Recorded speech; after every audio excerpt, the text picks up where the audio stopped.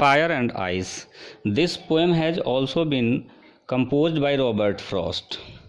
Let's read it and understand it. Some say the world will end in fire. कुछ लोग कहते हैं कि ये जो संसार, ये जो दुनिया है, ये आग से नष्ट होगा.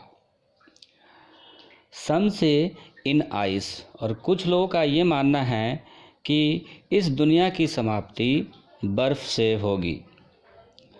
From what I have tasted of desire, I hold with those who favor fire.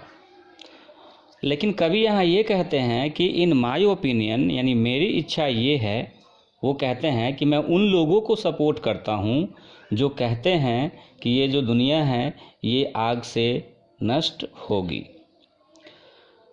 But if it had to perish twice, लेकिन यदि इस दुनिया को 2 बार ख़त्म होना है,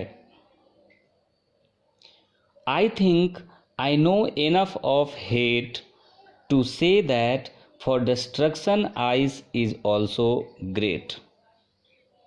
कवि ये कहते हैं कि यदि इस दुनिया का अंत 2 बारी होता है, तो कवि कहते हैं कि जहाँ तक मैं जानता हूँ कि इस दुनिया में इतनी जेलसी है, इतनी नफ़रत है कि इस दुनिया का अंत यदि बर्फ़ से भी होता है तो बहुत ही अच्छा है.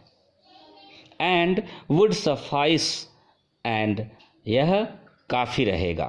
तो स्टूडेंट्स, रॉबर्ट फ्रॉस्ट ने इस पोएम को, फायर एंड आइस को, बहुत ही ब्यूटीफुली इस दुनिया के एग्जिस्टेंस के बारे में बताया है और ये कैसे नष्ट होगा उसके बारे में उन्होंने कहने की कोशिश की है.